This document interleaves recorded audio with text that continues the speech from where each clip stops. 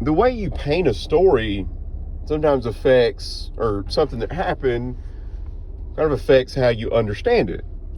And I got a few stories that I'm going to tell you about that kind of reflect this. I am distantly related to a guy named Marvin Hubbard who went to Alcatraz and tried to escape and was brutally killed. Even seen the pictures. So anytime I meet somebody from the area my grandmother is from and ask them, oh, you're related to Marvin? Yeah, then we're distantly related, cousin. And my grandmother knew him. Like, he was her cousin. He was actually, she found him to be nice. She said, yeah, he's nice.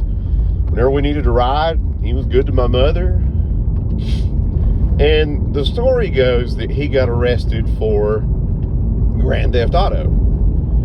And they sent him to Alcatraz because that was there weren't that many prisons back then. That's what they always told us.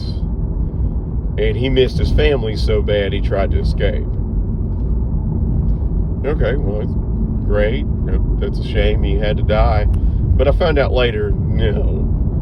He didn't get sent there just for Grand Theft Auto. Like, he robbed banks. He shot people. He was like a ne'er-do-well's ne'er-do-well. He was into all kinds of stuff. He got sent to Alcatraz because they got tired of his crazy shit. And he tried to escape because he wanted to go back and get out of jail. And he'd escaped from a few other jails. He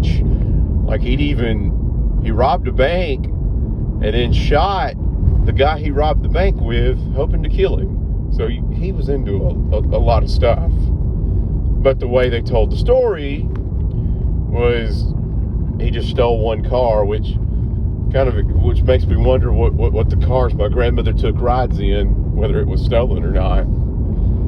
But anyway, that's how they told it. And another story from when my grandmother grew up was she talked about a guy who had shit in a chimney. And I always thought it was a funny story because the way my grandmother painted the story, she made it sound like nothing would do until he shit down a chimney.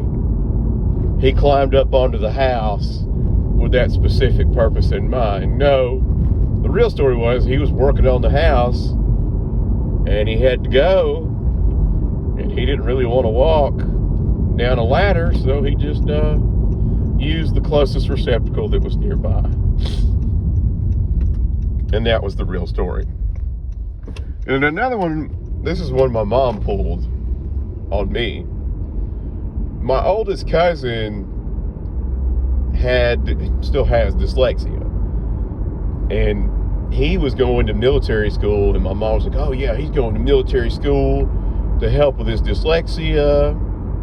It's going to be great. That's what he needs. I said, well, isn't it still military school? Yeah, there'll be marches and stuff. I was like, okay. But I was old enough to be like, wait a minute. You don't just go to military school for that specific reason.